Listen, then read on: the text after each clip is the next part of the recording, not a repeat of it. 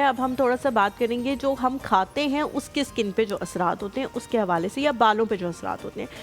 मुझे कुछ अर्सा पहले तक मैं मायोनीज़ बहुत लगाती हूँ बालों पे, फेंडना हो जाए इस बात से। आई जस्ट डोंट नो कि मुझे लगता है कि उससे मेरे बाल जो हैं जितने उससे अच्छे होते हैं वो किसी चीज़ से नहीं होते। मे बी उसके इंग्रेडिएंट्स ऐसे हैं कि अंडा भी है और तेल भी है और सब चीज़, लिपिड्स है ना।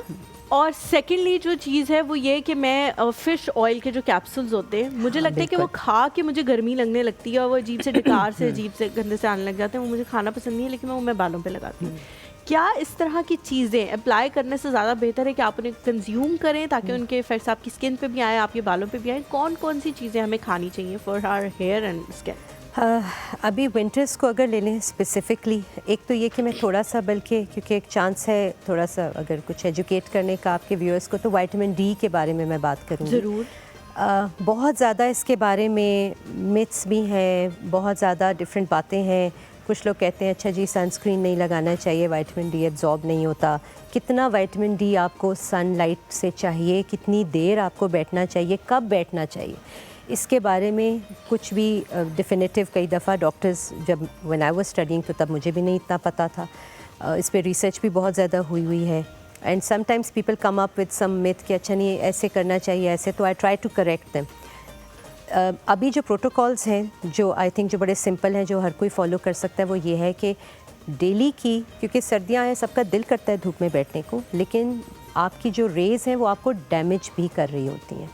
सो आपको जो रेज़ चाहिए जिससे विटामिन डी बनेगा वो यूवी बी रेज़ होती हैं। दो तरह की रेज़ होती हैं सनलाइट में, UV A rays and UV B. Major अभी ये दो हैं, अभी इनके बारे में बात करते हैं। यूवी ए से याद रखें, यूवी ए वो रेज़ हैं जो एजिंग करती हैं, जो डैमेज करती हैं आपकी स्किन को। यूवी बी रेज़ आपको बर्न करती हैं, वो आपको टैन करती हैं, ठीक है। सो आपने बचना दोनों से है, ठीक है। और जो सनस्क्रीन्स आप यूज़ करें वो दोनों को कवर करें फेस को, ठीक है। यूवी ए से भी प्रोटेक्शन हो, यूवी बी से भी प्रोटेक्शन। तो ये हमें कैसे पता लगेगा? उस पे ऊपर तो सिर्फ यूवी रेज लिखा हुआ होता है। यूजुअली अगर आप if you buying the right type of product तो उस पर ज़रूर UV A and UV B की प्रोटेक्शन लिखी हुई होती है।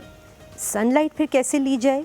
बेस्ट ये होता है कि आप फेस की तरफ सनलाइट को ना लें, ठीक है। बैक कर लें, आर्म्स कर लें, फीट कर लें, एंकल्स तक कर लें, ठीक है। आर्म्स बेस्ट होते हैं। 10 to 15 मिनट्स, मैक्सिमम 30 मिनट्स का डेली सनलाइट आर्म्स पर अगर लगे, so that should be enough, जो आपको आपके बॉडी में विटामिन डी प्रोड्यूस हो जाता है उससे। इसमें टाइम क्या इम्पोर्टेंट है, इसका एक छोटा सा एक टोटका समझ लें, है कि जब आपका अपना कद का शैडो आपसे छोटा हो, ठीक है, वो टाइम बेस्ट होता है फॉर विटामिन डी प्रोडक्शन, ठीक है। वो वाली सनलाइट आइडियल होती है, या वो वाली यूवी बी रेज आइडियल होती हैं।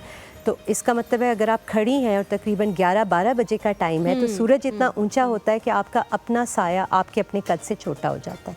सो that is the best time between 11 AM to maybe 2 PM। इस दौरान में अगर आप 30 मिनट्स सूरज की तरफ बैक करके फेस पे सनस्क्रीन लगा के आप बैठ जाती हैं और आर्म्स आपके एक्सपोज्ड हैं या एंकल्स तक पाँव आपके एक्सपोज्ड हैं, तो आपका विटामिन डी कुछ ना कुछ सनलाइट से बन जाएगा, ठीक है। अगर आप ग्लास के पीछे बैठी होंगी तो तब नहीं बनेगा, क्योंकि वो यूवी बी रेज को यूजुअली जो अच्छा ग्लास है वो उसको स्टॉप कर देता है, ठीक है। सो दिस इज समथिंग जिसको बहुत सारे लोगों ने घरों में इस तरह ग्लास प्रोटेक्शन वाली बनाई भी होती है कि उसके अंदर आती भी रहती है, आपको सेक भी मिलती रहती है, बट वो विटामिन डी नहीं मिलेगा। नहीं, विटामिन डी नहीं मिलेगा, ठीक है। So if you living in an apartment में भी जहाँ पे ओपन आपके पास कोई स्पेस नहीं है या सनलाइट नहीं है, तो आप ये नहीं समझे कि आप ग्लास के पीछे बैठे हैं तो बन जाएगा, वो फिल्टर आउट हो जाएगा, ठीक है। सो इस वजह से this is one way. I think सर्दियों में इतना हर कोई निकल ही जाता है कि आधा घंटा तो आपको कहीं ना कहीं आपके बॉडी पार्ट पे मिल ही जाता है।